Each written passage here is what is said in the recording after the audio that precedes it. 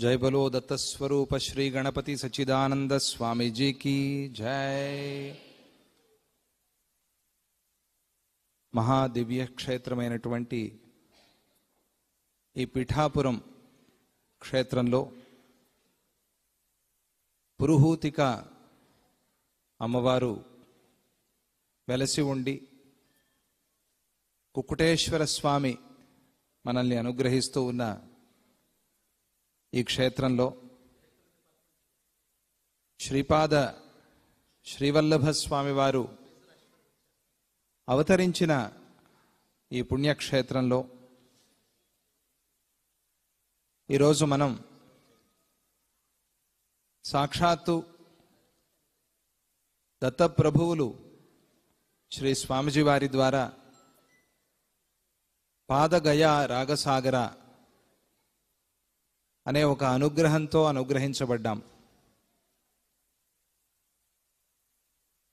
ఒక దివ్యమైన సన్నివేశం ఇది. ఈ పుష్యమాసంలో పూజ్య స్వామిజీ వారు పిఠాపురం భక్తులందరినీ కూడా అనుగ్రహించాలి, ఈ క్షేత్రం యొక్క శక్తిని మరింతగా పెంచాలి అనే ఒక సంకల్పంతో ఈ దత్తక్షేత్ర యాత్రలో పిఠాపురానికి రావటం, ఇక్కడ స్వామిజీ వారు రాగసాగర చేస్తారని చెప్పి ఎవరైనా ఊహించారా? మీరెవరైనా ఊహించారా? ఊహకందని అనుగ్రహాన్ని ఇచ్చేవారే సద్గురువులు. అదే విశేషం.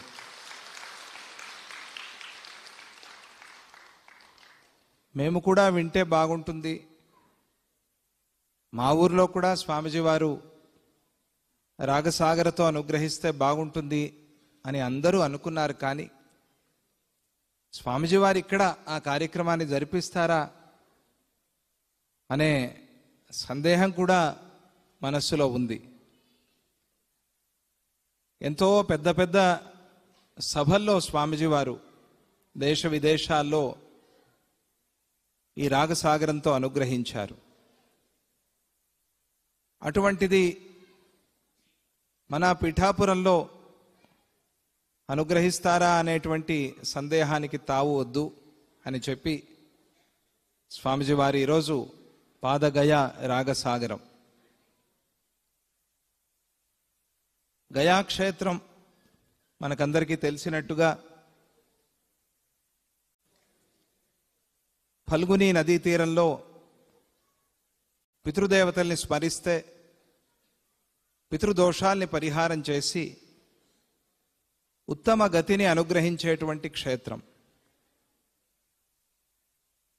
పితృకార్యాలు ఎక్కడ చేసినా కూడా మనకి అఖండమైన ఫలం వస్తుంది. నిన్ననే స్వామిజీ వారు రాజమండ్రి నుంచి పిఠాపురం వస్తూ రాజమండ్రిలో ధవళేశ్వరం అనేటువంటి ప్రాంతంలో గోదావరి తీరంలో పితృకర్మలు చేసుకునేందుకు ఏర్పాటు చేసిన ఆ భవనాన్ని కూడా ఉద్ఘాటన చేసి పిఠాపురానికి వచ్చారు.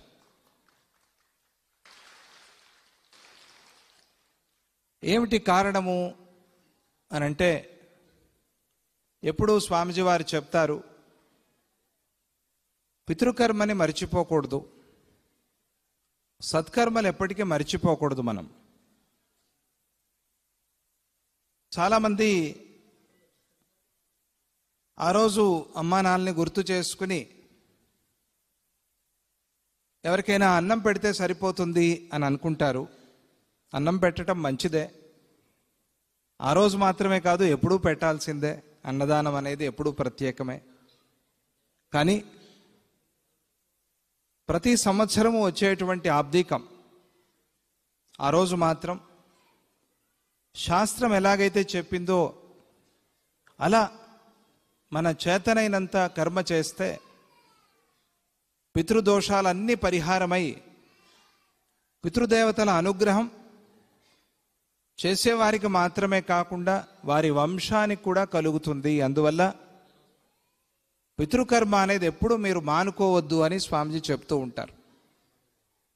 ఉత్తమమైన కర్మల్లో పితృకర్మ చాలా ముఖ్యమైనది. దేవకర్మ చేయటానికి అధికారం రావాలన్నా కూడా మనం పితృకర్మ చేయాలి. ఇప్పుడే కామేశ్వర శర్మ గారు మాట్లాడుతూ చెప్పారు, స్వామిజీ వారికి తమ మాతృమూర్తి తల్లిగారే పరమ గురువుగా ఉన్నారు. జయలక్ష్మీ మాత ద్వారా ఉపదేశాన్ని పొంది జయలక్ష్మీ మాతని రాజరాజేశ్వరి మాతగా దర్శనం చేసి శ్రీ విద్య ఉపాసన ద్వారా అమ్మలగన్న అమ్మగా చూసుకున్న దత్తాత్రేయ స్వామియే మన సద్గురు పూజ్యశ్రీ గణపతి సచ్చిదానంద స్వామిజీ వారు.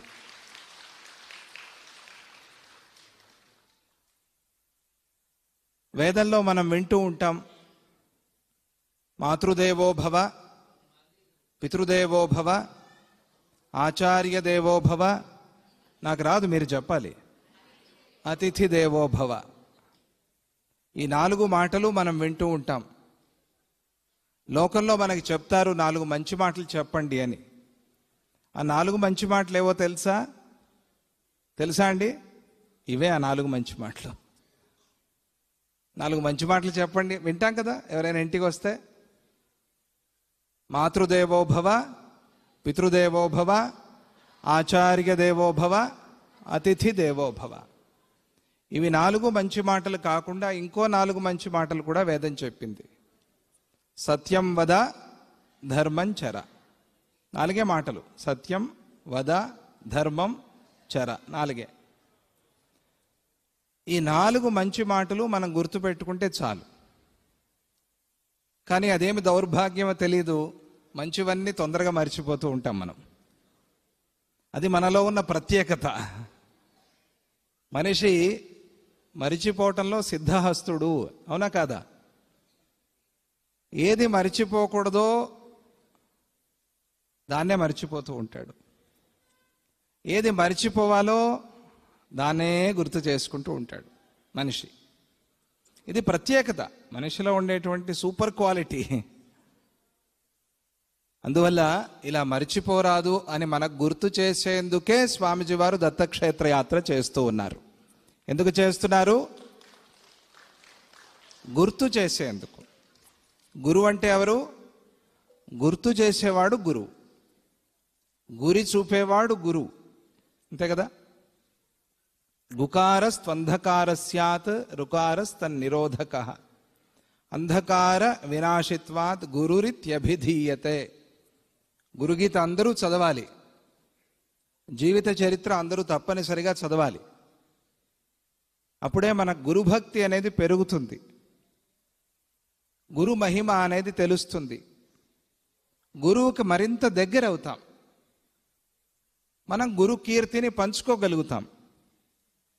గురుగీత అంటుంది, గు రు అనే 2 అక్షరాలు ఉన్నాయి కదా. ఈ 2 అక్షరాలకి ఏంటి అర్థము అని అంటే, గు అంటే అంధకారము, రు అంటే ఆ అంధకారాన్ని పోగొట్టే వెలుగు అని. అంధకారాన్ని పోగొట్టి మనలో వెలుగు నింపుతారు కాబట్టి గురువుని మనం పరబ్రహ్మస్వరూపంగా చూస్తున్నాం. జ్ఞానాన్ని మనలో రేకెత్తించి ఆ జ్ఞానము నిలిచేలాగా చేసి అజ్ఞానాన్ని నాశనం చేస్తూ త్రిమూర్తి స్వరూపంగా ఉన్నారు కాబట్టి మన సద్గురుదేవులు పూజ్య స్వామిజీ వారు సాక్షాత్ దత్తస్వరూపము, దత్తాత్రేయ స్వామియే దత్తక్షేత్ర యాత్ర చేస్తూ ఉన్నారు. ఇప్పుడే ఆ కవి గారు చెప్పినట్టుగా తమ మాతృమూర్తి జయలక్ష్మీ మాత ద్వారా ఉపదేశాన్ని పొంది అలా వదిలేయకుండా మనందరికీ కూడా గుర్తు చేసి చెప్తున్నారు. ఏమిటి అంటే, తల్లియే మొదటి గురువు, తల్లియే దైవం. మాతృదేవోభవ అనే మాటకి తల్లి దైవం అనే అర్థం కాదు. ఇదేంటి స్వామి ఎంత మాట అన్నారు అని అడగాలి మీరు. అడిగితే దానికి సమాధానం ఏమిటి అంటే, తల్లి ఎప్పుడు దైవమే, తండ్రి ఎప్పుడు దైవమే. కానీ తల్లి తండ్రిని దైవంగా గుర్తించేవాడివి నువ్వు కావాలి అని వేదం మనకి చెప్తోంది. తల్లి తండ్రి దైవమే, నువ్వు అవునన్నా కాదన్నా దైవమే. ఎందుకంటే నీకు జన్మనిచ్చారు కదా. ఏదైనా సాధించాలంటే జన్మ కావాలి కదా.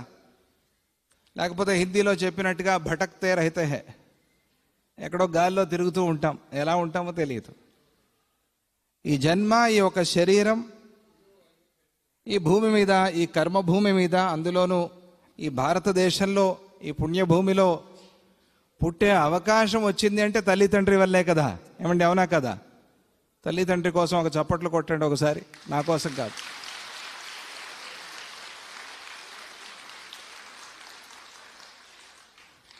మీ తల్లిదండ్రిని మీరు గౌరవించటం మాత్రమే కాకుండా వారిని దైవంగా చూసుకోవటం, ఇది మన సంప్రదాయం.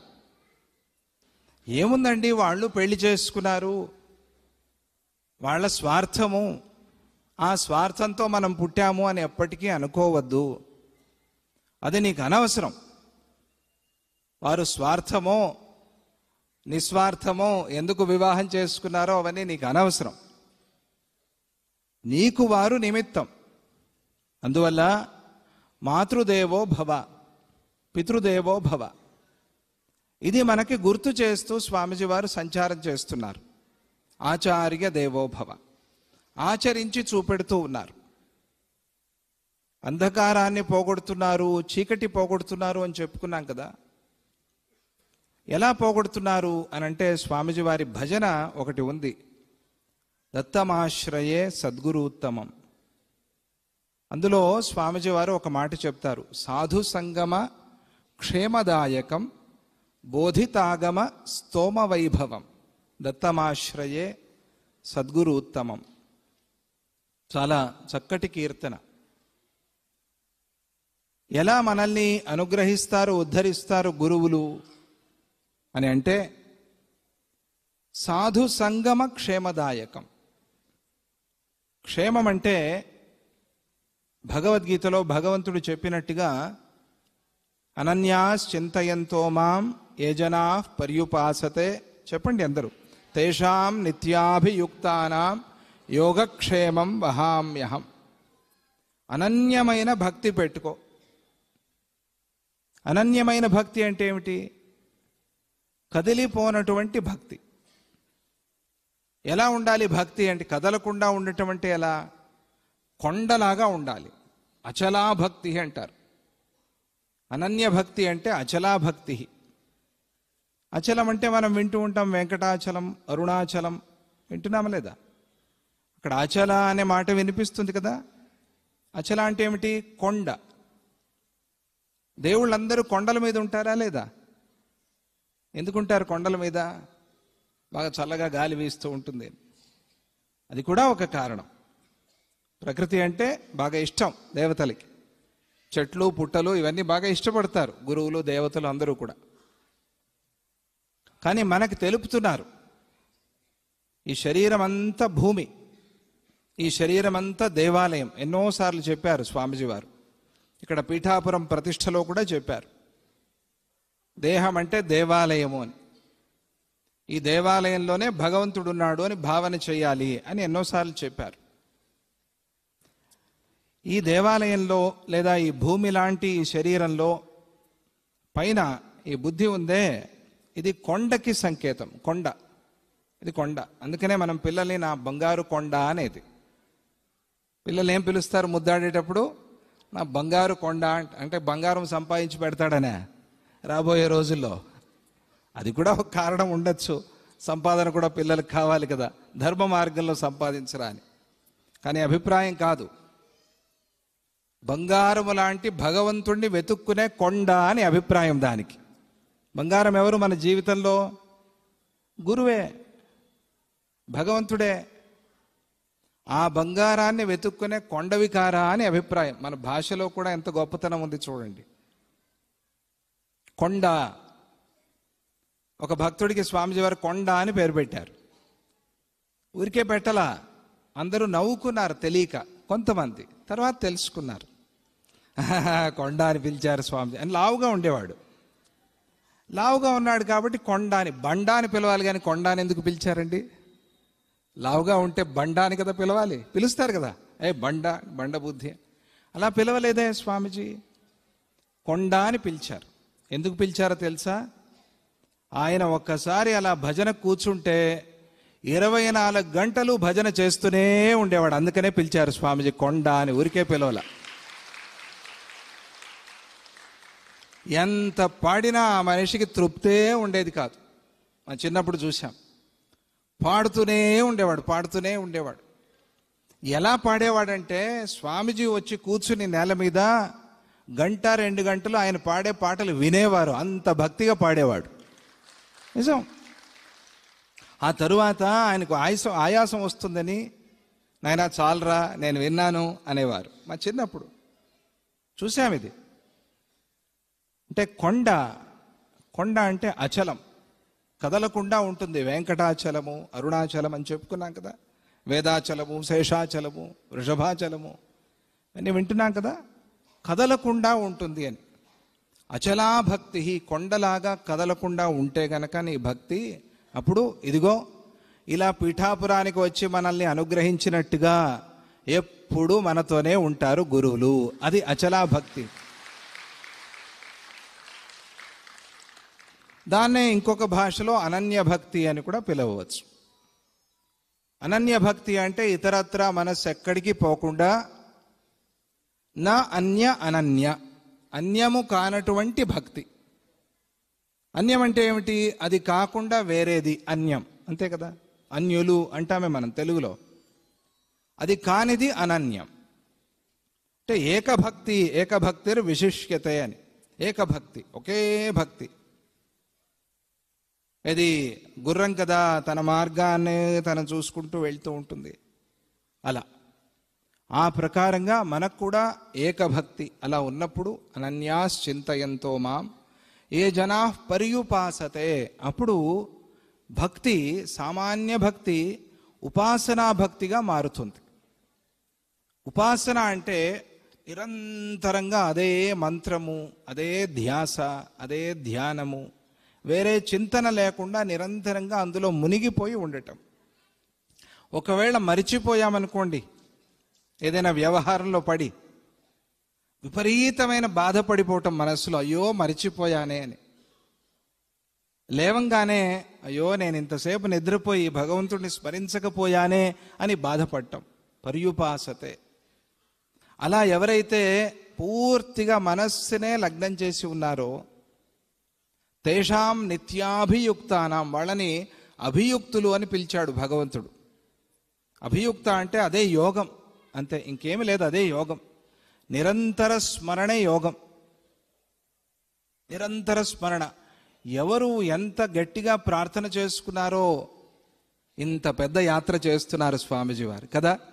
వచ్చాక మనం నమస్కారం చేస్తాం, స్వామీజీ వచ్చారు సంతోషపడతాం. కానీ ఎంతమంది ప్రార్థన చేశారో, అయ్యా మా ఊరికి రావయ్యా, మేము అక్కడికి రాలేకపోతున్నాం, ఆర్థికంగానో ఆరోగ్యరీత్యానో రావాలనున్నప్పటికీ రాలేకపోతున్నాం, ఇంట్లో కొన్ని సమస్యలు అని చెప్పి ఎంతమంది ప్రార్థన చేశారో కదా. ఆ ప్రార్థనలన్నీ వినిపించి, ఆ ప్రార్థనలకి ఫలమే మనమందరం ఈరోజు అనుభవిస్తూ ఉండే ఈ యాత్ర. అర్థమైందా? చూస్తున్నాం కదా మనం, ఎంతమంది ఆనందంగా ప్రొద్దున దర్శనం చేసుకున్నారు. ఎంతోమంది ఇక్కడి నుంచి వాలంటీర్లుగా వచ్చి సేవ చేస్తూ ఉంటారు, పిఠాపురం నుంచి. వాళ్ళు అసలు దర్శనానికి రారు, అక్కడే అన్నపూర్ణ మందిరంలో, అక్కడే రామశంకర కుటీరంలో, అక్కడే నాదమంటపంలో ఏదో వాళ్ళకి చెప్పిన సేవ చేస్తూ ఉంటారు. ఇప్పుడు వచ్చి నారాయణరావు గారు చెప్తారు, అప్పాజీ వీళ్ళెవరూ దర్శనానికే రాలేదని. రావాలా, నేనే వాళ్ళ కోసం వస్తాను అంటారు స్వామీజీ. అది సేవా ఫలం. అలా ఎవరైతే ఉన్నారో వారి యోగక్షేమాలు చూసుకునే బాధ్యత నాది అని. యోగక్షేమం వహామ్యహం. ఆ యోగక్షేమాలు అంటే ఏమిటి? దొరకనిది దొరికేట్టుగా చేయటం యోగం. దొరికింది దొరికినట్టుగా మళ్ళీ చేజారిపోతూ ఉంటుంది. చాలామందికి అనుభవమే అది. ఏదో పాపం లాటరీ టికెట్ తీసుకున్నారనుకోండి, ఉదాహరణ, తీసుకోవద్దు ఎవరు కూడా, స్వామీజీకి నచ్చదు అది. షార్ట్ కట్ ఎప్పుడు చూడకూడదు, మనం కష్టపడియే సంపాదించుకోవాలి, అదే నిలుస్తుంది. తీసుకున్నారనుకోండి, ఒక 10 డిజిట్స్, ఒక 10 నంబర్లు ఉన్నాయి. 10 నెంబర్లో 9 నెంబర్లు కలిసాయి. అయిపోయింది, ఇంకేమిటి తగిలింది అనుకున్నాడు. చివరి నెంబర్ మారిపోయింది. తగిలిందా లాటరీ? తగల్లా. తగిలినట్టే తగిలింది, చేయి జారిపోయింది. ఇలా కూడా కాకూడదు. అందువల్ల పూర్తిగా ఫలం వచ్చేంత వరకు, పూర్తిగా పక్షి తయారయ్యేంత వరకు గుడ్డు పగలకూడదు అని ఎలాగైతే చెప్తారో అలాగే మనం కూడా ఆ వచ్చిన ఫలము నిలవాలి అంటే సాధన చేయాలి. ఎవరైతే తేషాం నిత్యాభియుక్తానాం అని భగవంతుడు చెప్పినట్టుగా అంత భక్తిగా ఉన్నారో వాళ్ళ యోగము క్షేమము కూడా భగవంతుడే చూసుకుంటున్నాడు. క్షేమం అంటే ఇప్పుడే చెప్పుకున్నాం కదా, క్షేమం కలగని అంటారు, గురువులు ఆశీర్వదిస్తారు. క్షేమం అంటే ఏమిటి? దొరికింది చేయి జారిపోకుండా ఉండేటట్టుగా కాపాడే బాధ్యత కూడా ఆయనే తీసుకుంటాడు. చూడండి, వచ్చేసింది, వచ్చిన తర్వాత దీన్ని ఎక్కడ దాచుకోవాలి అనేది ఇంకా పెద్ద టెన్షన్ చాలామందికి కదా అండి. ఎలా, ఏం చేయాలి? ఇప్పుడు చాలామంది పాపం రైతులు తెలియక ఎవరో ఏదో మోసం చేసి 1 2 కోట్లో ఉండే పొలాన్ని 50 లక్షలకి ఏదో ఇచ్చి కొనేస్తారు. పాపం ఆ 50 లక్షలు ఎలా దాచుకోవాలో తెలియదు వీళ్ళకి, ఏం చేయాలో తెలియదు వీళ్ళకి. వీళ్ళు ఏ రోజు దా రోజే తీసుకుని పండించుకుని తిని బతికేవాళ్ళు. పాపం అంత సింపుల్గా ఉండేవాళ్ళు, వీళ్ళకి తెలియదు. ఆ సమయంలో సరిగ్గా మనం తెలివిగా లేకపోతే ఎవరో వచ్చి ఏవో మాటలు చెప్పి మోసం చేసి ఆ ఉండే 50 లక్షలు కూడా పట్టుకెళ్ళిపోతారు. చాలామందికి అలా జరిగింది కూడా. ఎప్పుడు చెప్తూ ఉంటారు స్వామీజీ వారు, జాగ్రత్తగా నువ్వు దాచుకో, ఇన్వెస్ట్ చేయి, మంచికి వాడు, దాన్ని పోగొట్టుకోవద్దు, మోసాలకి పోవద్దు. ఈ కాలంలో చదువుకున్న వాళ్ళు కూడా మోసాలకి పోతున్నారు. చాలా కోప్పడుతూ ఉంటారు స్వామీజీ, నువ్వు చదువుకున్నావు, నువ్వు ఎట్లా నమ్మావు? ఇది ఏదో మెసేజ్ వస్తుంది, మీరు మాకు 50,000 పంపిస్తే మీకు 3 లక్షలు పంపిస్తామని. అప్పుడు మనం ఏం చెప్పాలి తెలుసా? అయ్యా నాకు 3 లక్షలు వద్దు, ఆ 50,000 ఏదో నువ్వే పంపించు నాకు అని చెప్పాలి మనం. అంతే కదా అండి. నేను నీకు 50 పంపించడం ఏమిటి, నువ్వు తర్వాత నాకు 3 పంపించడం ఏమిటి? అవసరంలా నాకు. నీ 3 నువ్వే పెట్టుకో, 2.5 నువ్వే పెట్టుకో, 50 నాకు పంపించు చాలు అని చెప్పాలి మనం. కానీ అలా చెప్పరే, మోసపోతారు. ఆశ, మాయ. అలా కాకుండా కాపాడే ఒక శక్తిని భగవంతుడు ఇక్కడ చెప్తూ, గురువు యొక్క మహిమ యోగక్షేమం వహామ్యహం. ఎల్ఐసిలో చూపిస్తాడు యోగక్షేమం వహామ్యహం అని. యోగము క్షేమం, క్షేమాన్ని కూడా నేనే చూసుకుంటాను. ఇక్కడ ఈ కీర్తనలో స్వామిజీ ఏమంటున్నారు? సాధు సంగమ క్షేమదాయకం. క్షేమాన్ని మనకి ఇస్తున్నారు. దాయకం అంటే అనుగ్రహించేవారు, ఇచ్చేవారు అని. దేంతో క్షేమాన్ని ఇస్తున్నారు అంటే సాధు సంగమంతో క్షేమాన్ని ఇస్తున్నారు. సాధు సంగమం అంటే ఏమిటి? ఇదిగో ఈ పీఠాపురంలో ఈ సంధ్యా సమయంలో మనం సద్గురు సన్నిధిలో కూర్చుని గురు దర్శనం చేసుకుంటున్నామే, దీనికన్నా గొప్ప సాధు సంగమం ఇంకేముంటుందండి? మనం అందరము రామాయణంలో శతశ్లోకిలో చెప్పినట్టుగా ఎలా వచ్చామంటే అక్కడక్కడ పారి వచ్చేటువంటి నదుల్లాగా వచ్చాం. అవునా కాదా? నది అంటే చాలా చంచలం.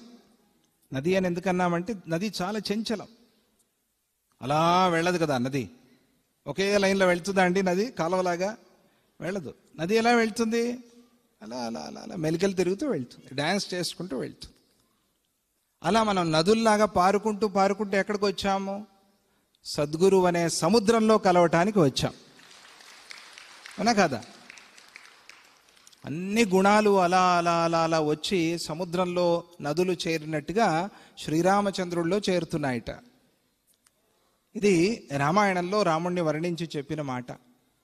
అలా మన మనస్సులు వంకర టింకరగా పోతూ ఉంటాయి, చాలా చంచలంగా పోతూ ఉంటాయి.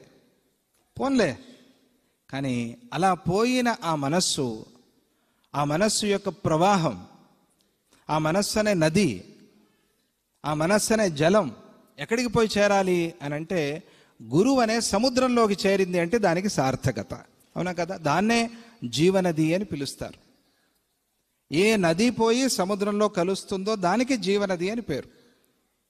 తక్కిన నదులు ఆ నదులతో కలుస్తాయి. ఆ ప్రధానమైన స్ట్రీమ్, ఆ ప్రధానమైన ప్రవాహం ఏదైతే ఉంటుందో అది వెళ్ళి గోదావరి సముద్రంలో, కృష్ణ సముద్రంలో, కావేరి సముద్రంలో, గంగా సముద్రంలో, గంగా యమున కలుస్తాయి. ప్రయాగరాజులో మహాకుంభమేళా జరుగుతోంది ఇప్పుడు. అలా ఏ నది అయితే పోయి సముద్రంలో చేరుతుందో దాన్ని జీవనది అని పిలుస్తారు.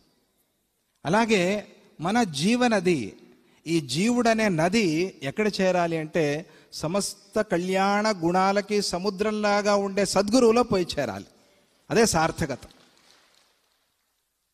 అలా మనం కోరుకోవాలి. అలా నిరంతరంగా మనం భావన చేసి ఆ భక్తితో ఉన్నప్పుడు అచలా భక్తి, కొండలాగా కదలని భక్తి, అది మనకు వస్తుంది. వచ్చినప్పుడు యోగక్షేమం వహామ్యహం. ఎలా క్షేమం? ఇప్పుడే చెప్పుకున్నట్టుగా సాధు సంగమ క్షేమదాయకం.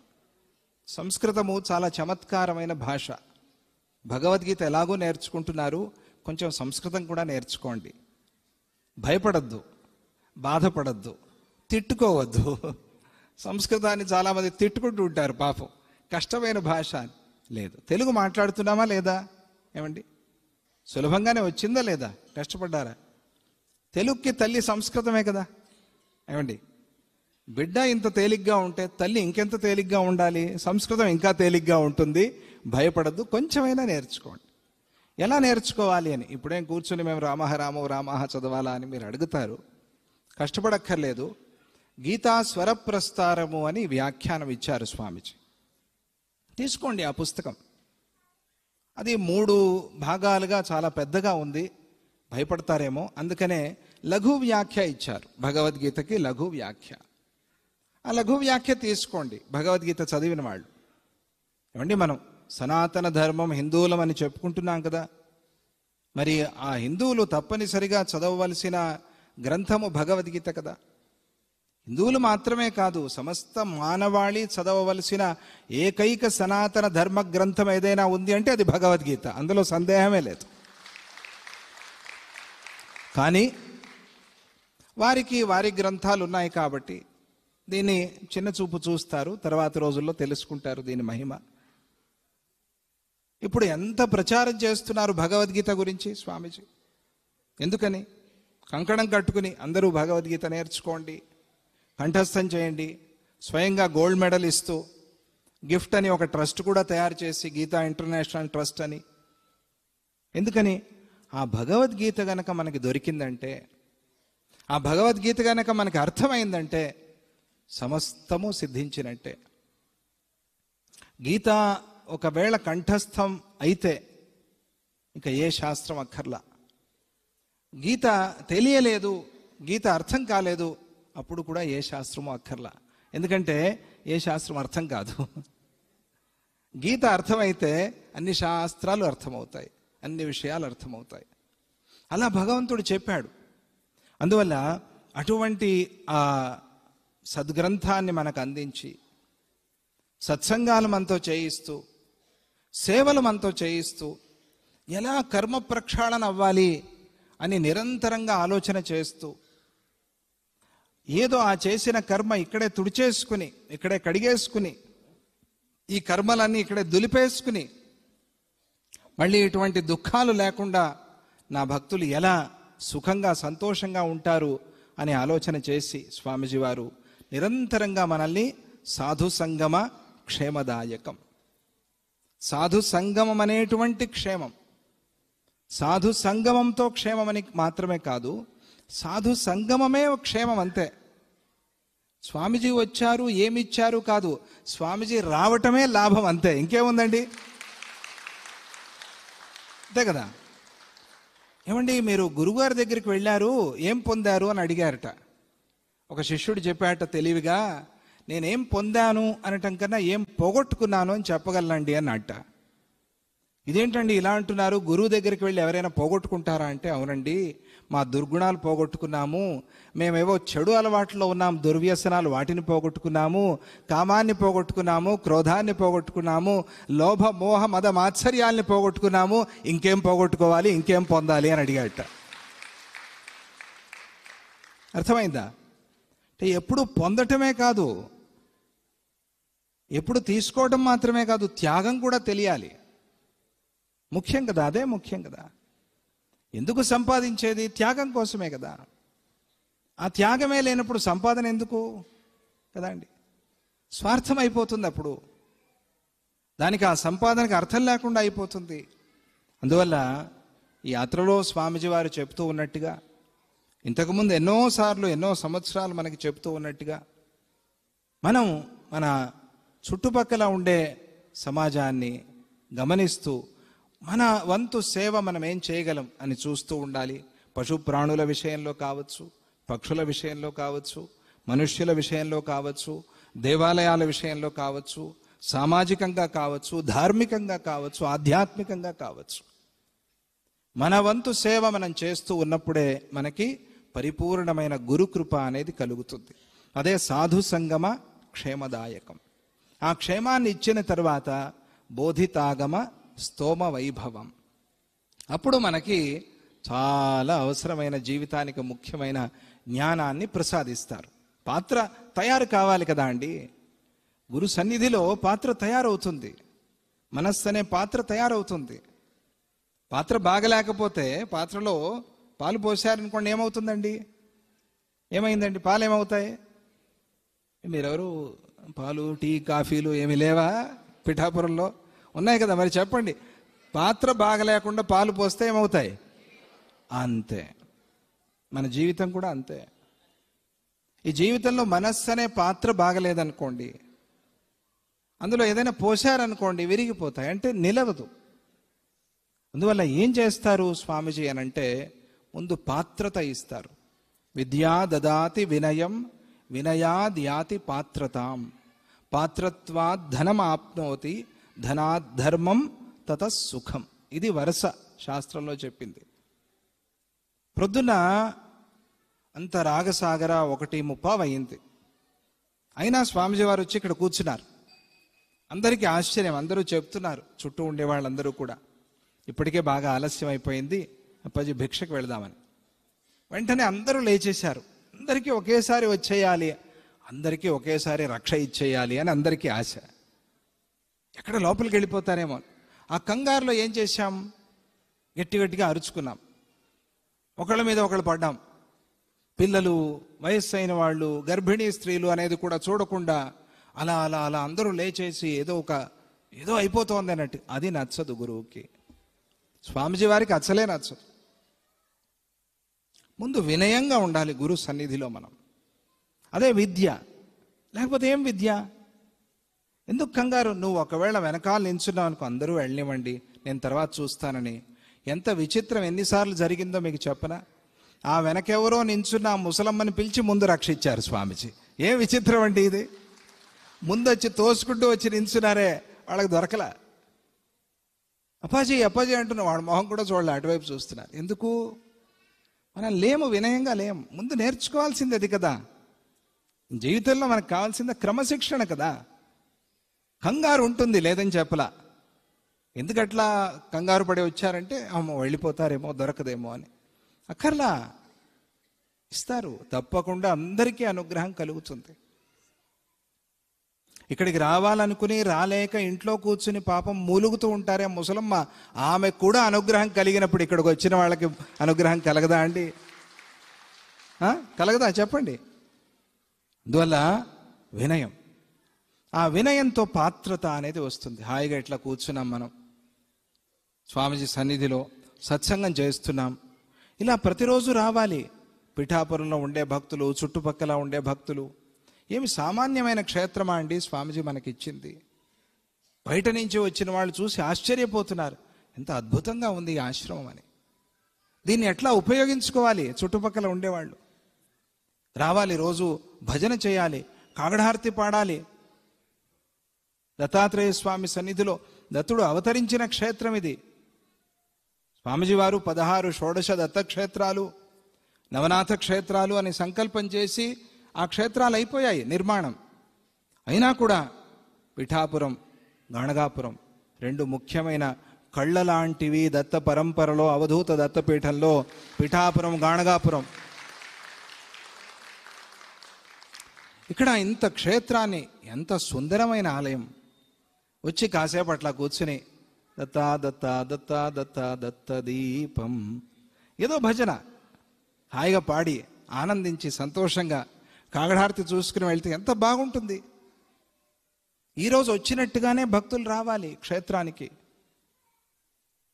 అలా వచ్చినప్పుడు స్వామీజీ సంతోషించి మళ్ళీ మళ్ళీ వస్తూ ఉంటారు పీఠాపురం క్షేత్రానికి, నా భక్తులు దీన్ని వినియోగించుకుంటున్నారు అని. మహారాష్ట్ర నుంచి వస్తున్నారు భక్తులు. మన తెలుగు భక్తులు ఎలా రావాలి? చుట్టుపక్కల ఉన్నవాళ్ళు అందరూ రండి. వచ్చి ఇక్కడ ఈ క్షేత్రాన్ని ఉపయోగించుకున్నప్పుడు పాత్రత, మనలో ఒక పాత్రత వస్తుంది, పాత్ర తయారవుతుంది. ఆ పాత్రత అనేది వచ్చినప్పుడు అప్పుడు మనకు కావాల్సినవన్నీ కూడా అనుగ్రహిస్తారు. పాత్రత్వాత్ ధనం ఆప్నోతి. ధనం అంటే ఒకటి డబ్బనే కాదు, మనకి ఏది లేదో ఏది కావాలో అది ధనం. ధనం అంటే డబ్బు ఇచ్చేశారు, అందరికీ డబ్బుతో అన్ని సమస్యలు తీరవు. అర్థమైందా? ఒక్కొక్కరికి ఆరోగ్యం లేని వాడికి ఆరోగ్యం కావాలి, చదువు లేని వాడికి చదువు కావాలి, అలా ఒక్కొక్కరికి ఒకటోటి.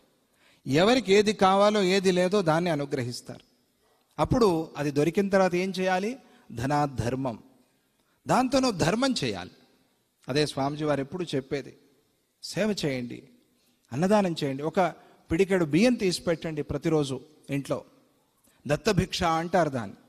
ఇదివరకు స్వామిజీ వారు ప్రారంభంలో షోడశ దత్తక్షేత్రాలు అయ్యేటప్పుడు ఎవరెవరు దత్తభిక్ష చేస్తున్నారు చేయెత్తండి అనేవాళ్ళు. ఇప్పుడు ఎత్తచ్చు, ఎత్తండి, మంచిదే, స్వామిజీ చూస్తారు. దత్తభిక్ష చేస్తున్నారు మీరంతా, స్వామిజీ చూస్తున్నారు. ఒక పిడికెడు బియ్యం తీసి పెట్టడం ఇంట్లో అన్నం వండే ముందు. అలా అన్నం వండుతూ దత్తా దత్తా దత్తా అనుకుంటూ అన్నం వండటం. దత్తభిక్ష ఓ డబ్బా నిండింది. ఒక పూర్ణిమ రోజో, ఒక అమావాస్య రోజో, లేదా ఒక నెలకు ఒకసారో తీసుకొచ్చి ఆ క్షేత్రంలో ఇచ్చేస్తే వాళ్ళు అన్నదానం చేసుకుంటారు. దాంతో ఏమవుతుంది తెలుసా?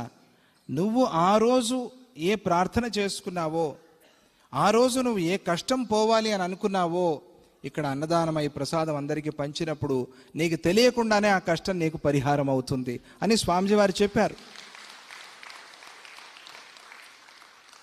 దత్తభిక్ష చేసుకోవాలది. ఇలా చిన్న సేవలు, పెద్ద సేవలు అన్నీ కనుక్కొని మనం చేస్తూ మనస్సుని గెలుచుకోవాలి, గురువుల మనస్సుని గెలుచుకోవాలి. అప్పుడే అనుగ్రహం పరిపూర్ణమైన అనుగ్రహం. ఈ రోజుకి నేను గుర్తు చేసుకుంటున్నాను అని ఈ యాత్రలో ఎన్నిసార్లు చెప్పారు, ఎంతమందిని గురించి చెప్పారు స్వామిజీ. వాళ్ళు చేసిన సేవ, వాళ్ళని గుర్తు చేసుకుంటారంటే వాళ్ళు చేసిన సేవ. అలా సేవ ద్వారా మనం నిలిచిపోవాలి, గురువుల మనస్సులో నిలిచిపోవాలి. అదే దత్తుడు మనకి ఉపదేశం చేసింది. దత్తా అని ఆయనే మనకి ఇచ్చేసుకుంటే మనం ఏమిచ్చి ఆయన రుణం తీర్చుకోగలం చెప్పండి? ఆయనే ఇచ్చేసుకున్న ఆయనకి మనం ఏమిచ్చి రుణం తీర్చుకోగలం? ఆలోచించండి. అందువల్ల నిరంతరమైన సేవా భాగ్యంతో అనుగ్రహించమని ఈరోజు ఈ పీఠాపురంలో పాదగయ రాగసాగర్ అయిన ఈ శుభ సందర్భంలో అందరూ ప్రార్థన చేసుకుంటూ, మనం వేరే ప్రార్థన చేయక్కర్లా, ఇదే ప్రార్థన. సేవను అనుగ్రహించండి, సేవ చేసే భాగ్యాన్ని అనుగ్రహించండి అని అంటే దానికి కావలసినవన్నీ ఇచ్చేస్తారు. అలా ఊరికే మాటతో చెప్పడం కాదు, చేయాలి కూడా. తెలివిగా మాటలో చెప్పేస్తే పనులు అయిపోతాయని కాదు, చేస్తామా లేదా అని కూడా చూస్తారు. ఎందుకంటే సేవ కోసం అడుగుతున్నాడు, వీడికి కొంచెం అనుగ్రహం చేద్దాం. ఎందుకు అనుగ్రహించాలి లేకపోతే మనల్ని? మన రోగాలు ఎందుకు పోగొట్టాలి? మన పనులు ఎందుకు చేసి పెట్టాలి? మనకు డబ్బు వచ్చేలాగా ఎందుకు చేయాలి? బాగా డబ్బులు సంపాదించి వీళ్ళు హాయిగా ఎంజాయ్ చేసుకుంటూ ఉంటారనే కాదే. దాంతో ధర్మకర్మ చేస్తామని, మంచి పని చేస్తామని కదా. అందుకు కదా స్వామిజీ వారు ఇంత యాత్ర చేస్తూ ఉండేది. అందువల్ల ధర్మంగా ఉండేటట్టుగా అనుగ్రహించండి, సేవ చేసుకునే భాగ్యాన్ని అనుగ్రహించండి, ఇలాగే సత్సంగాలు ఇంకా నిరంతరంగా చేసుకునేలాగా అనుగ్రహించండి అని చెప్పి ఈ దత్తక్షేత్రంలో అందరూ ప్రార్థన చేసుకోండి. స్వామిజీ వారిని మనస్సులోనే అద్భుతమైన రాగసాగర విన్నాము. ప్రతిరోజు కొద్దిగా ఆ మంచి నాద చికిత్స స్వామిజీ వారు ఒక అమృతంగా మనకు అందించిన ఆ సంగీతాన్ని కొంచెమైనా ప్రతిరోజు వినండి. 10 నిమిషాలు 15 నిమిషాలు మనస్సు నెమ్మదిస్తుంది, ఆనందంగా ఉంటారు, సంతోషంగా ఉంటారు. భగవద్గీత నేర్చుకోండి, స్వామిజీ చెప్తున్నారు. పిఠాపురం నుంచి ఎంతమంది తయారయ్యారో ఒకసారి చేయెత్తితే స్వామిజీ చూస్తారు. భగవద్గీత పిఠాపురం నుంచి, పిఠాపురం వాళ్ళు చాలా తక్కువగా ఉన్నారు. పిఠాపురం నుంచి కనీసం 100 మంది త్వరలోనే తయారయ్యి స్వామిజీ వారికి మేము భగవద్గీత నేర్చుకున్నాము అని చెప్పాలి. అలా అనుకున్న వాళ్ళు ఒకసారి చేయొత్తండి, మేము నేర్చుకోవాలనుకుంటున్నాము భగవద్గీత అని. చూశారు, స్వామిజీ రిజిస్టర్ అయిపోయింది. చూపించారుగా, చెయ్యి రేఖలతో సహా స్వామిజీకి రిజిస్టర్ అయిపోయింది. వేరే చెప్పక్కర్లా, మీ పేర్లు, పుట్టు పూర్వోత్తరాలు, గోత్రాలు అన్నీ కూడా రిజిస్టర్ అయిపోయాయి స్వామిజీ వారి మనస్సులో. దత్తపీఠంలో నేర్పుతారు, ఆన్లైన్ ద్వారా నేర్పుతారు, రాజమండ్రిలో టీచర్స్ కూడా ఉన్నారు. అందరూ నేర్చుకోండి భగవద్గీత. అందరికీ స్వామిజీ వారి ఆశీస్సులు, అనుగ్రహం ఎల్లవేళలా పరిపూర్ణంగా ఉండాలి అని చెప్తూ, చుటుక సాహిత్యంలో చాలా చక్కటి ఒక చుటుక అందించారు స్వామిజీ వారు. దాన్ని చిటికె అని కూడా పిలుస్తారు. చిటికెలో మనకి అర్థమైపోతుంది. దాన్ని సులభంగా ఉండే ఒక్కదాన్ని చెప్పుకుందాం. దీపము దీపము జ్ఞాన దీపము. గురువు దీపము దీపము జ్ఞాన దీపము, చీకటి బాపెడు నందా దీపము. ఇప్పుడే అనుకున్నాం కదా, గుకార స్వంధకార స్యాత్, చీకటి పోగొట్టే నందాదీపం. నందాదీపం అంటే ఎప్పుడూ వెలుగుతూ ఉండేది. స్వామిజీ వారి పూజంతా అయిన తర్వాత చివరిలో ఒక దీపం పెడతారు కదా, దాన్ని నందాదీపము అని పిలుస్తారు. చీకటి బాపెడు నందాదీపము, దారి చూపును సద్గురు దీపము. దారి చూపే సద్గురు దీపము. మోక్ష దారిలో నడుపు దీపం, అంటే మోక్ష బాటలో ముక్తి మార్గంలో నడిపేటువంటి నడుపు దీపము. నూనె వత్తులు లేని దీపము. ఏమండి, నూనె వత్తి పనిలేదు ఇక్కడ. నూనె వత్తులు లేని దీపము. ప్రమిద ప్రసక్తే లేని దీపం. ప్రమిద అక్కర్లా, అలాగే వెలుగుతూ ఉంటుంది ఆ దీపం. గాలి వచ్చినా ఆరని దీపం. అది అంటే ఆ దీపం ఎలా వెలుగుతూ ఉంటుంది, ఎంత గాలి వచ్చినా కూడా ఆరదది. అది ఎట్లా శాశ్వతంగా వెలుగుతూ ఉంటుంది. ఆ గాలి అంటే ఏమిటి, వాటికి వ్యాఖ్యానం వేరే. అగ్ని వేడిమి లేని దీపము. ఇది దీపం దగ్గరికి వెళ్తే వేడి ఉంటుంది, కానీ ఆ దీపం దగ్గర వేడి లేదు. గురువు అనే దీపం దగ్గర ఎప్పుడు మనకి చల్లదనమే, ఏదో హిమాలయంలో ఉన్నట్టుగా చల్లదనమే, మనస్సుకి శాంతి అని అర్థం. సచిదానందుడే అసలు దీపము, సచిదానందుడే ఆత్మదీపము అని ఈ చిటికలో, ఒక చిటికలో తెలిపారు స్వామిజీ వారు.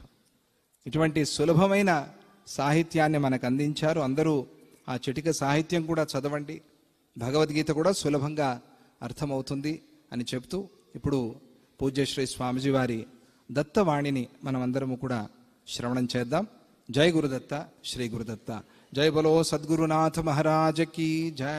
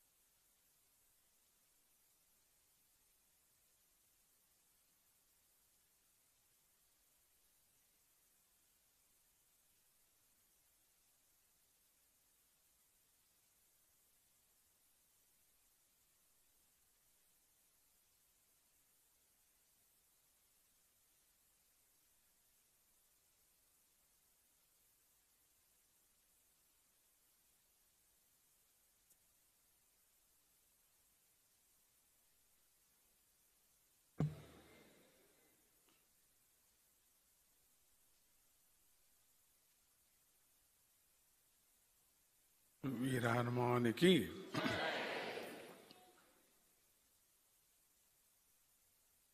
మనం పుట్టినప్పటి నుంచి ఈ రోజు వరకు ఏమేమో తిన్నాం, అన్నీ అరిగిపోయాయి. ఆహారం అంతా ఏమైపోయింది, మన శరీరంలో చేరిపోయింది.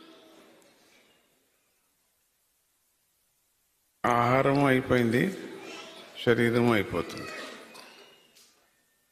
ఏం లేదు. ఎంత విచిత్రం. అంటే మనకు ఆహారము, కనపడిన ఆహారము అది లేదు, కనపడిన దేహం అది లేదు, రెండు పోయాయి. కానీ మనం ఎత్తకపోయేది ఏంటి?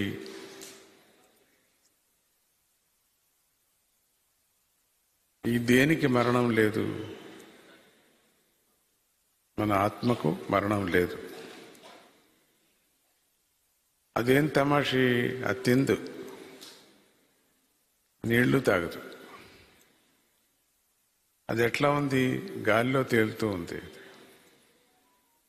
గాలి నిండింది, గాలిలో తేలుతుంది, గాలి నుంచే వెళుతుంది,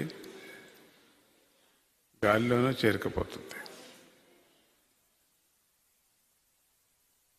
అది పరమాత్ముడికి సంబంధించింది. దాని ఇష్టం వచ్చినట్టు ఒక రూపం తీసుకుంది, మనిషి రూపం తీసుకుంది. తన ఇష్టం వచ్చినట్టు మనిషి రూపాన్ని చాలిస్తుంది, తన ఇష్టం వచ్చినట్టు సంచారం చేస్తుంది. ఉండినటువంటి ఆత్మ ఎవరు దాన్ని పట్టుకుంటారు? ఎవరు దాన్ని చూస్తారు? దాని కలర్ ఏమిటి? అది ఎక్కడుంటుంది? దాని నిజమైన అడ్రస్ ఎక్కడుంది? ఎక్కడికి పోతుంది? ఎక్కడ మళ్ళీ చేరుకుంటుంది? దీన్ని నియంత్రణ చేసేవాళ్ళు ఎవరు? నియంత్రించబడ్డ ఈ ఒక జీవి ఎవరు? జీవి ఎవరు?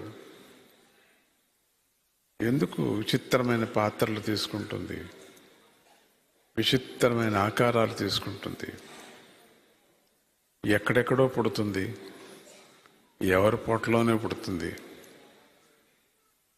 ఎదుగుతుంది, మళ్ళీ చచ్చిపోతుంది. ఏంటి లీల?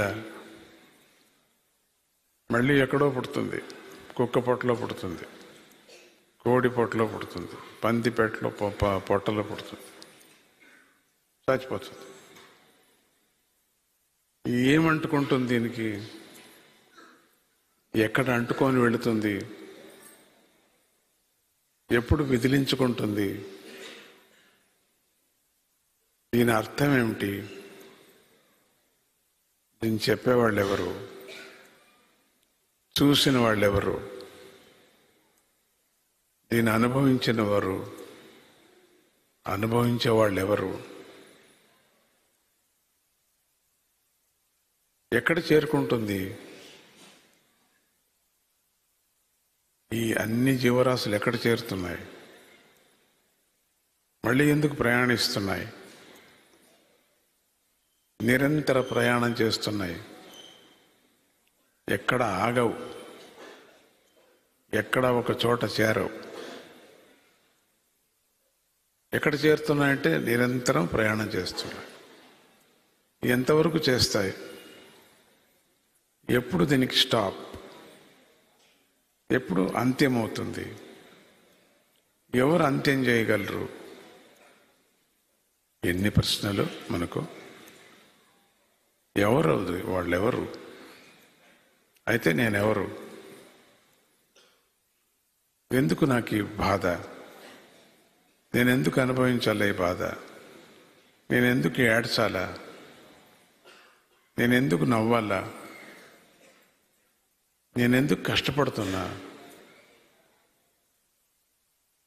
నేనైతే శరీరంతో కష్టపడుతున్నానా, లేక నేనుగానే పడుతున్నానా?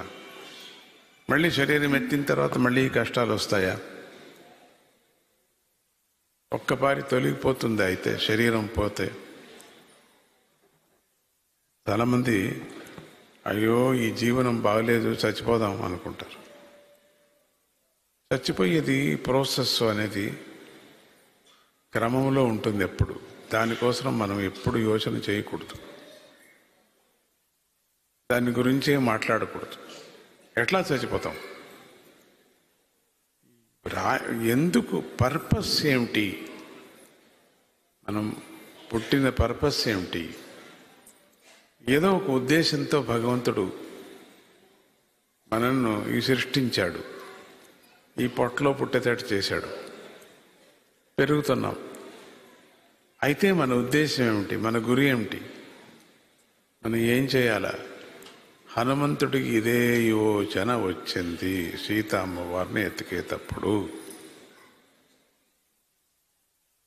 హనుమంతుడే జీవము, హనుమంతుడే ప్రాణము. అటువంటి ప్రాణానికి వచ్చింది కారణం ఏమిటంటే శరీరాన్ని తీసుకున్నాడు కాబట్టి. లేకపోతే రాదు ఆయనకి. వచ్చినా మనకు తెలీదు, వచ్చిండొచ్చు, తెలీదు మనకు. ఇప్పుడు తెలిసింది, ఎందుకు? ప్రాణం శరీరాన్ని తీసుకున్నాడు కాబట్టి. జీవితం ఎప్పుడు బోర్ కొడుతుంది అనకూడదు, చాలిక అనకూడదు. మన చేతిలో లేదది, మనం చావకూడదు అనే నియమాన్ని మనం పెట్టుకోవాలా. మంచం మీద పడిన ముసలిది కూడా అంటుంది, నేను తొందరగా చస్తే బాగుంటుంది. ఇంపాసిబుల్, చావలేం. ఎప్పుడు ఈ ఊపిరి రుణం తీరిపోయిందో, ఒక చుక్క నీళ్లు రుణం తీరిందో వెళ్ళిపోతాం, ఉండవు. ఎక్కడికి వెళతాం? జ్ఞాపకం ఉండదు. ఏ ప్రయాణం? జ్ఞాపకం ఉండదు. పోయిన తర్వాత ఇక్కడికి వచ్చింది జ్ఞాపకం ఉండదు. ఏంటి మాయ? జ్ఞాపకం ఉండదు. ఎవరి ఆన్సరు? ఎవరు ఇవ్వరు. అయితే మన గతి ఏంటి? తిరుగుతూ ఉండేది అంతే గతి. గరగర గరగరగర తిరుగుతూ ఉంది జీవం. జీవం ఎన్ని కోట్ల పర్యం ఎత్తిందో, 80 లక్షల పర్యం ఎత్తుతుందట ఒక్కొక్క జీవం, ఒక్కొక్క జన్మలు. 80 లక్షల టైం. అయితే ఇప్పుడు ఎన్నో లక్షల మంది తెలీదు. చివరి లక్షణ తెలీదు, లేక మొదటి లక్షణ అది తెలీదు. పోనీ 40 అయిపోయినాయా? సగంలో ఉన్నామా? అది తెలీదు. తెలుసుకోవటానికి వీల్లేదు. చెప్పేవాళ్ళు ఎవరు లేరు. నువ్వు అడిగినా కూడా చెప్పరు, చెప్పేవాళ్ళు లేరు. ఇంతేనా? ఇంతే. ఇదే తలరాత మనకి, ఇదే తలరాత. అయితే ఎట్లా మరి తెలుసుకునేది? దాని జోలికి పోవద్దు. ఎందుకు తెలుసుకుంటా? పని లేక, అక్కర్లేక. అయితే ఎవరు నువ్వు? నీ పేరేంటి? దేనికి పేరు చెప్తున్నావు? శరీరానికి చెప్తున్నావు. జీవాత్మకు నువ్వు ప్రయాణం చేసి ఇంకొక ఆత్మకు పోతావే, అక్కడ పేరేంటి? ఇక్కడ పేరేంటి? అప్పుడు మీ నాన్న అమ్మ ఎవరు? అప్పుడు నీవు భార్యాభర్తలు ఎవరు? అప్పుడు ఆ దెబ్బలాట ఏమిటి? అయితే ఆ ఆస్తి అంతా ఏమిటి? ఎవరు తీసుకుపోతారు? ఎంత కష్టపడ్డావు?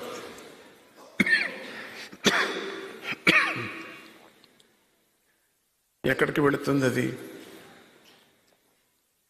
మళ్ళీ ఎక్కడే పుడతామా? మళ్ళీ అనుభవించటానికి లేదు. పుట్టామా? ఏమో పుట్టిండొచ్చు. ఎందుకు జ్ఞాపకం లేదు? ఎంత మాయా! అయితే ఏంటి స్వామీజీ మీరు మాట్లాడేది? ఏం లేదు. నేను తెలుసుకోవాల్సింది ఏమిటి? ఏం లేదు. అయితే చాలించవచ్చు కదా? ఓ చాలించవచ్చు. ప్రసాదాలకు వెళ్ళొచ్చు కదా? వెళ్ళొచ్చు. టాటా బై బై చెప్పచ్చు కదా? Okay tata bye. మంగళం పాడచ్చు. ఓ పాడదాం. పులిహోర తినచ్చు కదా? తింటాం. ఓకే. పోయి లక్షణంగా తిని పడుకో. అయితే ఏమిటైతే? ఏం లేదు. ఏం మాటలు ఇవి? ఏం మాటలేదు. మంచి పనే మాటలు ఇవి. ఎందుకు ఇట్లా మాట్లాడుతున్నారు? మీరు వింటున్నారు కాబట్టి. వా, అయితే మేము మానేస్తాము. మానేసుకో. నేను మాట్లాడేది మానేస్తా. దానికేం లేదు. ఇదేంటి వితండంగా ఉంది స్వామీజీ మాట్లాడేది? అవును ఉంది. ఏం బుద్ధి చెడిపోయిందా? పోయింది. నాకా మీకా ఇద్దరికి పోయింది. తిక్కగానే మాట్లాడుతున్నా, తిక్కగా మీరు వింటున్నారు అంతే. చాలిస్తామా? చాలిస్తాం. లేదు మొదలు పెట్టుకుందాం. కొంచెం అర్థమయ్యేటట్టు చెప్పండి. చెప్పను.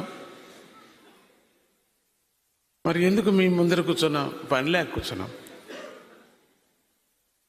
ఇంట్లో ఏ పని లేదు, ఈరోజు ఏ సీరియల్ లేదు కాబట్టి కూర్చున్నాం అంతే. పులిహోర ఇస్తారు కాబట్టి కూర్చున్నాం. సరే, ఏం తమాషా ఏమో ఉంది అనుకొని వచ్చాము. ఏ తమాషా కనపడటం లేదు మాకు. మీరే తమాషాగా కనపడుతున్నారు. అవునా? ఓకే, సరే. మీరు మాకు తమాషగా కనపడుతున్నారు కాబట్టి చూస్తున్నాం. మీరందరూ తమాషా కనపడుతున్నారు కాబట్టి నేను చూస్తున్నా మిమ్మల్ని. తిక్క స్వామీజీ వచ్చాడు, ఓకే, అవును. తిక్క భక్తులు వచ్చారు, నేను. అందుకని ఇద్దరము తిక్కలే. ఇద్దరు క్రాక్. అయితే ఏం లేదా? ఏం లేదు. కాలహరణమా? కాలహరణం. ఏ విద్య లేదు. మంచి పనే. ఇదే విద్య. తినేది పడుకునేది విద్య అంతే. హాయిగా బాగా తినేది. అదే శరీరమే మాకైతే. అవును, శరీరమే మరి కదా. అదే కదా బాగా కావాల్సింది మనకు. మరి ఇన్నేదేదో చెప్తున్నారు, ఆధ్యాత్మికం అవి ఇవి చెప్తారు. ఊరికి వాళ్ళు పని లేక చెప్తున్నారు అంతే. అయితే దేవుడు ఉన్నాడా? మాకేం తెలుసు. దేవుడు లేడా? దేవుడు లేడు అన్నవాళ్ళకి లేరు, ఉన్నది అన్నాడు ఉన్నారు, ఉన్నారు లేరు అనేవాళ్ళకి ఉన్నారు లేరు అంతే. డౌట్ అంతే. ఈ డౌట్ తీరదు. మరి ఎందుకు కష్టపడాలా? పడాల్సిన పని లేదు. ఎవడు పడపని చెప్పారు మీకు? అయితే హాయిగా ఇంట్లో ఉండొచ్చు కదా. ఉండొచ్చు. మరి వచ్చాం. ఏం దొరికింది ఇక్కడ? ఏమీ దొరకలేదు. పొద్దున్న కారం పులిహోర పెట్టారు, ఇప్పుడు ఏం పులిహోర పెడతారో తెలీదు. ఇది పని. జీవితం పోతూ ఉన్నది. ఒకరోజు అయిపోయింది మనకి. ఈరోజు ప్రయాణం అయిపోతూ ఉన్నది. గడియారం తిరిగిపోతూ ఉన్నది. ఆగదు. ఈ ప్రశ్నలకంతా గడియారం చెప్పదు. గడియారం అంటే కాలం చెప్పదు. నిన్న కూడా తెలీదు, రేపు తెలీదు, ఈరోజు అసలే తెలీదు. మరి తెలిసేది ఎట్లా? ఏం తెలియాలని ఏముందండి? అక్కర్లే. పరమాత్ముడికి తెలుసు ఎప్పుడు తెలపాలో తెలుసు, ఎవరి నుంచి తెలపాలో అది కూడా తెలుసు. మీకు ప్రయాణమయ్యేటువంటి కాలం వచ్చినప్పుడు అప్పుడు అదంతకదే వస్తుంది. అయితే మనకు భక్తి కుదరదా? భక్తి కావాలని ఎవడు చెప్పాడు? వద్దు, కుదరకూడదు. ఎందుకు కుదరాలా? అయితే ఇదే చంచలంగా ఉండమంటారా? ఉండండి. దానికే బాగుంది కదా. ఇప్పుడు మీకు బాగుంది కదా. బాగుంది. హాయిగా ఇల్లు ఉంది, వాకిలు ఉంది, ఫ్యాన్ ఉంది, టీవీ ఉంది, సోఫా ఉంది, పెళ్ళయింది, భార్య ఉంది, మొగుడు ఉన్నాడు, పిల్లలు ఉన్నారు, టెలిఫోన్ ఉంది. ఇంకేం మరి? ఫస్ట్ క్లాస్గా ఉంది. అయితే అప్పుడప్పుడు ఏదో రోగం వస్తూ ఉంటుంది, ఆసుపత్రికి వెళుతుంటాము, ఇంజక్షన్ వేసుకుంటాము. మంచిది. పండగలు ఉంటాం, కనుమ పండగ చేసుకుంటాం, ఫస్ట్ క్లాస్గా ఉంటాం. ఓకే. మంచి వస్త్రాలు తీసుకుంటాం, ఎక్స్కర్షన్ వెళతాం. ఓకే. మజాగా ఉన్నాం, బాగా ఉన్నాం, సంతోషంగా ఉన్నాం. సంతోషమే ఫస్ట్ క్లాస్గా. ఇది జీవితం.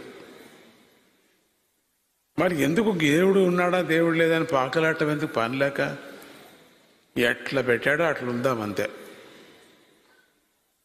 మనం ఏ విధంగా ప్రయాణం చేసుకుంటున్నాం ఆ విధంగా.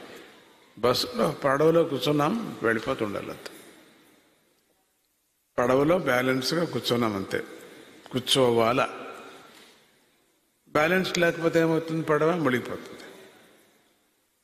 మునిగిపోతుంది. మనకేమీ సముద్రంలో మునిగివాళ్ళు బయటికి రాలేం మనం. అంటే ఇప్పుడు నేను చెప్పిందంతా ఒక పడవలో ఉన్నాం, మనం కూర్చున్నాము అని అర్థం. ఇంత మొత్తం ఇన్ని సమస్యలతో ఉండినవాడు పడవలో ఉన్నారు. ఇప్పుడు ఇదొక పడవ. ఎన్ని సమస్యలు నేను చెప్పాను కదా, ఇంతవరకు ఇంత పెద్ద పట్టి, అదంతా ఒక్కొక్కరికి ఉంటుంది. అందరికీ ఉందేలే చెప్పండి, చేయొత్తండి ఎవరెవరికి ఉందని ఈ సమస్యలన్నీ కూడా. సో అందరికీ ఉంది.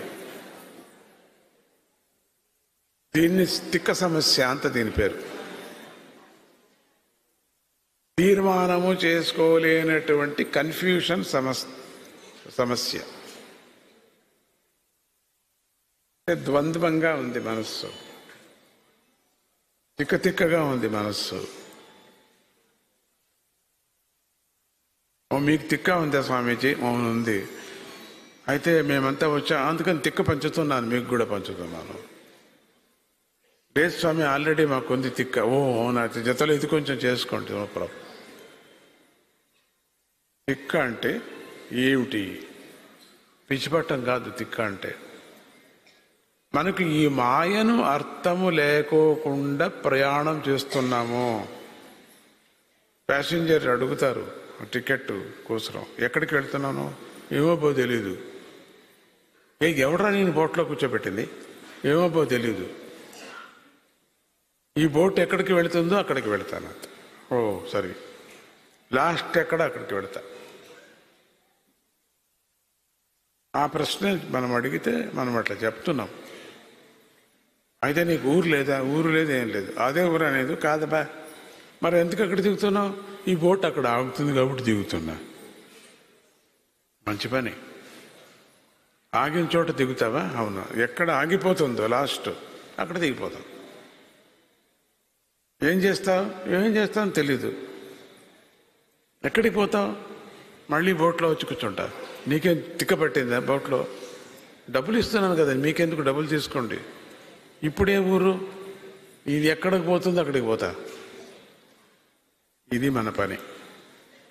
మనం చేస్తుండే పని ఏంటంటే, పరమాత్ముడు ఏం చెప్తున్నాడో, ఎట్లా తీసుకొస్తున్నాడో, ఎక్కడ కూర్చుంటున్నామో, ఎక్కడికి వెళుతున్నామో, గమ్యం ఏమిటో మనకు తెలియదు. అర్థం కావటం లేదు. ఎవరికి తెలియదు గమ్యం. అసలు అడ్రస్సే తెలియదు ఎక్కడికి పోతామనేది. ఈ శరీరముతో అంటి పెట్టుకుంది మాత్రమే అడ్రస్ చెప్తున్నాం మనం, అంతే. శరీరం లేని దానికి అడ్రస్సే లేదు. శరీరం ఉండిన దానికి మాత్రం చెప్తున్నాం. ఇక్కడండి పిఠాపురం పక్కలో 4వ వీధి 5వ వీధి ఏదో చెప్తున్నాం మనం. డోర్ నంబర్ చెప్తున్నాం. దేనికి డోర్ నంబరు? శరీరానికి.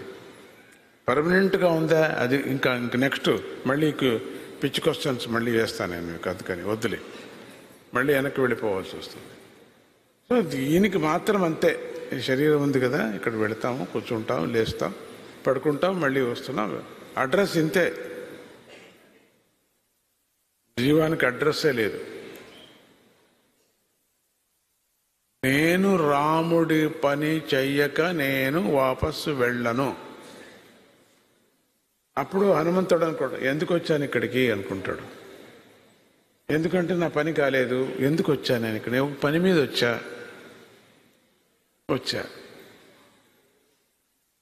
నాకెందుకు ఈ దివ్య రూపం వచ్చింది?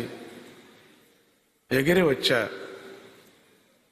ఆ కాలువను ఎగిరొచ్చా అంటే, సముద్రాన్ని ఆయన కాలువ అంటాడు. ఎగిరొచ్చా. ఎందుకు వచ్చా నేను? నా పనే కాలేదు, ఎందుకు వచ్చా? నేను అట్లే వాపస్ వెళ్ళటానికి వీల్లేదు. కానీ ఈ శరీరంతో నేను వెళ్ళను కాబట్టి ఈ శరీరము నేను ఇక్కడ సముద్రంలో సముద్రాన్ని ఎగిరినవాడు సముద్రంలో వేస్తే చచ్చిపోతాడా? కూడా ఏమవుతాడైతే అంటే పిచ్చితనము కొంచెం సేపు హనుమంతుడికి కూడా వచ్చింది. రాముడికి నా ముఖం చూపించుకొని నేను ఉండను అని. ఎందుకు అనిపించింది హనుమంతుడికి అంటే, శరీరం ఉంది కాబట్టి. మనందరికీ శరీరం ఉంది కాబట్టి నేను చెప్పిన ఫీలింగ్స్ అన్నీ ఉన్నాయి, అందరికీ ఉన్నాయి. ఎవరికి లేదని చెప్పొద్దండి, అందరికీ ఉంది. వేదాంతం చెప్పిన వాళ్ళకు ఉంది, వైరాగ్యం ఉండేవాడికి ఉంది, బిచ్చగాడికి ఉంది. ఏమీ తెలియని వాడికి ఉంది. ఈ ఫీలింగ్స్ అంతా ఉన్నాయి. అన్ని ఫీలింగ్స్, నేను చెప్పిన ఫీలింగ్స్ అంతా ఉన్నాయి. హనుమంతుడికి వచ్చిందండి ఈ ఫీలింగు, మనకు కూడా అది వచ్చేసింది. ప్రాణం అది. దాని అక్కడ ఉద్దేశం ఏమిటి అంటే, ఎట్లన్నా కానీ నేను రాముడు కార్యం చేయాలని ఒక ఉద్దేశం, హఠం, ఒక పంతం, ఒక చలం. దాన్ని సాధించటానికోస్కరమే, లేకపోతే ఈ శరీరం ఎందుకు అనుకున్నాడు. తప్పేం లేదు దాంట్లో. దీనికోసం నేను పుట్టాను అనే విధంగా మనకు చూపించడానికి అన్నాడు. అందుకని ప్రతి ఒక్కరూ జీవితంలో ఏదో పుట్టాను, వచ్చాను, తిన్నాను, చచ్చాను అని అనుకోకుండా, పడవలో కూర్చున్నా ఎక్కడికి పోతుందో తెలీదు, ఎక్కడికి ఆగుతుందో తెలీదు, అక్కడ నేను దిగుతాను తెలీదు, మళ్ళీ అది ఎక్కుతాను తెలీదు అనకుండా, ప్రతి జీవికి ఒక గమ్యం ఉన్నది, ఒక ఊరుంది, ఒక అడ్రస్ ఉంది, ఏదో చేయాలా అని వచ్చాది. ఎవరి కోసం? నీకోసరం. అది ఎవరి కోసం కాదు. రాముడి కోసం చేయలేదు హనుమంతుడు, తన కోసం తాను చేశాడు. పరమానందాన్ని అనుభవించాడు కౌగిలించుకొని పరమాత్ముడితో. దానికోసం చేశాడు. అంటే తన కోసం తాను చేశాడు. పేరు హెడ్డింగ్ రామకార్యం అని, అంతే. రామకార్యం కాదు, తన కార్యము. తనకు ఆనందాన్ని, నాకు ఆనందం కావాలా. ఇక్కడ ఎవరో వాళ్ళని ఉద్ధరించబడతారు, టెంపుల్ వాళ్ళు ఉద్ధరించబడతారు, సద్గురువు ఉద్ధరించబడతారు. గురువు కోసమే నేను ఉండేది అంటారు చాలామంది. ఎంత పాపం అంటే ఆ మాటలు. నాకు ఇష్టం లేదు ఆ మాట. మేము స్వామీజీ కోసమే వచ్చిందంటారు. అది తప్పు కదా. అది ఆ మాట. నీ కోసం వచ్చావు నువ్వు. హనుమంతుడే అట్లా అన్నాడే అక్కడ, ఇది నా కోసం నేను చేస్తున్నా.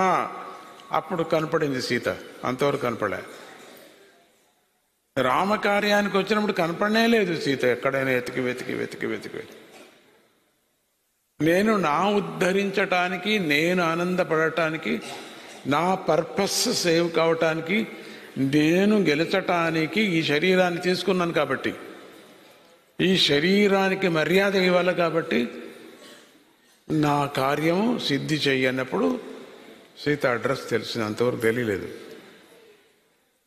సో అటువంటిప్పుడు మనం అందరూ కూడా నిరుత్సాహపడకూడదు. ఎక్కడ పడితే అక్కడ దిగిపోకూడదు. గమ్యం ఉన్నది. ఎటు పడితే అట్లా మాట్లాడకూడదు. మనము మాటి మాటికి చచ్చిపోతాము అనకూడదు. అసలు ఆ ప్రశ్ననే రాకూడదు. చెవుల్లో కూడా వినకూడదు. పవిత్రమైనటువంటి శరీరం హనుమంతుడికి ఇచ్చినట్టుగా, హనుమంతుడు తనకు తానే తెచ్చుకున్నప్పుడు ఎవరో ఇచ్చారు ఒకరు, పరమాత్ముడు. ఆ పరమాత్ముడు తను తానే స్వయంభూ ఇచ్చుకున్నాడు. ఆ పరమాత్ముడికి సంతోషాన్ని కూర్చాల. కాబట్టి ఈ శరీరంతో చేసే పనులన్నీ మనం చేయాల్సిందే, తప్పదు. ఏదో ఒకటి మంచి కార్యం చేయాలా. వచ్చాను, చచ్చాను, పోతున్నా, తింటున్నా, ఇంట్లో ఉన్నా, నేను చెప్పాను. ఆ ప్రశ్నలు ఉండేది కాదు మనకు. అందుకే అది ఉన్నాయి కాబట్టి అది చెప్పాను మనకు. దాంతో కాదు. ఇది ఎంతో ఏదో ఉంది మనకి. లేకపోతే ఈ జన్మ ఎందుకు, ఈ ఇంట్లో ఎందుకు పుట్టించాడు నన్ను పని లేక, ఇది ఓకే, దీనికోసం నేను చేయాలా, నన్ను నేను రాహిత్యం చేసుకోవాలి, నా జీవితం సార్థకం చేసుకోవాలా నేను అనే ఒక పట్టుదల మనకు ఉండాల. అయితే నేనేం మార్గం వెతకాలి? వెతుకు, దొరుకుతుంది నీకు, ఎతుకు. హనుమంతుడికి ఎవరూ చెప్పలే, ఏదో చెప్పారు అంతే. అక్కడ చెప్పాడు, ఈ విషయం చెప్పాడు. ఇటువంటి స్థలం జ్ఞాపకం వచ్చింది, తక్షణం బయలుదేరాడు. అశోకవనంలో నా ఆ పరమాత్మ ఉంది ఎక్కడ అని చెప్పేసి వెళ్ళాడు. అది కూడా బాడీనే, సీత అది ఒక శరీరమే. అది ఇంకా అదంతా ఆధ్యాత్మ దృష్టిలో రామాయణం పూర్తి మన శరీరము, మనది సంబంధించినటువంటి. అందుకని ప్రతి ఒక్కరూ నిరుత్సాహపడవలసిన పని లేదు. జీవితంలో. వేస్ట్ జీవితం ఇది అనుకోకూడదు.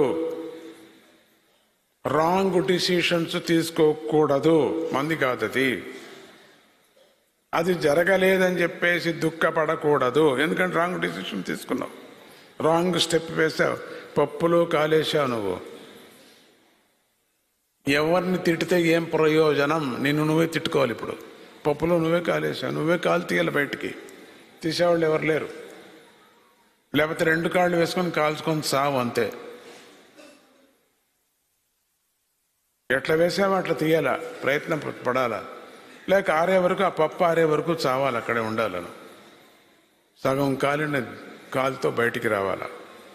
దాన్ని నయం చేసుకొని మళ్ళీ ఇంకో పప్పులో కాలు వేయకుండా చూసుకోవాలి. మాటి మాటికి నిరుత్సాహపడకూడదు. మాటి మాటికి నా జీవితం ఇంతేనే, నా పని ఇంతేనే, నాకు ఎదుగుదల లేదు, నాకు ఏమి ఇంప్రూవ్, నీ తలకాయ ఇంప్రూవ్మెంట్ లేదు అనుకోకూడదు. నువ్వు ఉండేదే ఇంప్రూవ్మెంట్. నువ్వు ఇక్కడ తిరుగుతూ ఉండేదే ఇంప్రూవ్మెంట్. నువ్వు తింటూ ఉండేదే ఒక ఇంప్రూవ్మెంట్. నీ రాహిత్యాని కోసం నువ్వు తొందరగా శరీరాన్ని చాలిస్తున్నావు, అంతేగాని అదే ఇంప్రూవ్మెంట్. ఎదుగుదల ఏం ఎదుగుదల? ఎంత పెద్ద ఎదుగుదల అయినా దిగుదల కావాల్సిందే కదా. పెద్దగా ఎదుగుదల, టపక్కన దిగుదల. కానీ ఎంతవరకు అవుతుంది అదే ఎదుగుదల. ఎంతవరకు మనకు శక్తి ఉందో అంతే చాలు. దాన్నే సంతోష పెట్టుకోవాలా, దాన్నే చక్కగా పెట్టుకోవాలా, దాంట్లోనే ఆనందపడాలా. ఇంకొకటి కావాలా అనే ఆశను వదిలేయాలా. మంచి ప్రయత్నం చేయక మానదు, చెయ్యి. దొరక్కపోతే డిసప్పాయింట్ కావద్దు, డిప్రెషన్లో వెళ్ళొద్దు, ఇంకొకరిని వెళ్ళనివద్దు, ఇంకొకరికి అపవాదం చేయొద్దు, ఇంకొకరికి హింస పెట్టద్దు. నీ భార్యనే కావచ్చు, మీ అమ్మనే కావచ్చు, మీ మొగుడే కావచ్చు, బాధ పెట్టద్దు. నువ్వు బాధపడద్దు. లోపల పరమాత్ముడితో ఆనందం పడుతూ ఉండు. ఎప్పుడు కూడా నీకు ఏది ఆనంద మార్గమో దాంట్లో వెళుతూ ఉండు. కఠినమైన మార్గం తీసుకోవద్దు, తీర్మానాలు తీసుకోవద్దు. పెద్ద తీర్మానం తీసుకొని లాస్ అయిపోవద్దు, అవమానపడద్దు. నీకు నువ్వు, ఎవరికి కాదు. అవమానం నువ్వు పడద్దు. ఏమో నేను చెప్పింది మీకు అర్థమైందో లేదు, కొంచెం కూడా అర్థమైందో లేదు. తాళింపు వాసన మాత్రం వస్తూ ఉంది నాకు, అంతే. నేను ఇంతవరకు అదే అనుకుంది, ఏందో తాళింపు వాసన వస్తుంది. ముక్కు అది పట్టుకుంది, ఇది ఇంకేది పట్టుకోలేదు. అందుకని ఎప్పుడు స్వామీజీ చాలిస్తారా మీరు వెళ్ళి పడుకోవాలి నేను కొంతమంది అనుకుంటున్నారు కదా. పొర్రపాటున వచ్చి కూర్చున్నానే అని కొంతమంది అనుకున్నారు కదా, లేదా? ఏమన్నా అర్థమైందా నేను చెప్పింది? ఇది ఏ ఉపన్యాసం, ఏ పురాణం, ఎక్కడ దొరుకుతుంది ఇది, ఏంటి? ఏమన్నా కాస్త ఒక పైసా అర్థమైందా మీకు? అయిందా? ఎంత సంతోషం. ఎవరికి అర్థం కాలేదో చేతులు ఎత్తండి, అర్థం కాని వాడి చేతులు ఎత్తండి. పర్వాలేదు, సిగ్గుపడకూడదు. అర్థం కాలేదా? ఆ అర్థమైన వాడు వాళ్ళకి చెప్పండి కాస్త, అంతే. మీకు అర్థం కాలేదా? మీకు అర్థం కాలేదు కాబట్టి నేను చెప్పేం ప్రయోజనం, నేను కూడా ఏం చెప్పను, అంతే. ఎందుకంటే మీకు అర్థం కాలేదు కాబట్టి. లేదండి అర్థమైంది, అయితే మీరు వాళ్ళకి చెప్పుకోండి, అంతే. రండి, మీదేంటండి తపస్సు? నీళ్ళు తాగుతావా? నేను పిలిచలేదబ్బా, నేనే పిలుస్తాను. నేను పని లేక, నీతో ఏం పని లేదు, పో. ఓకే, ఏదో పిలిచానట నేను.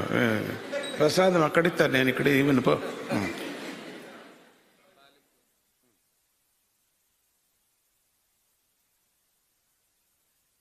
లేస్తున్నారు జనం, లేస్తున్నారు.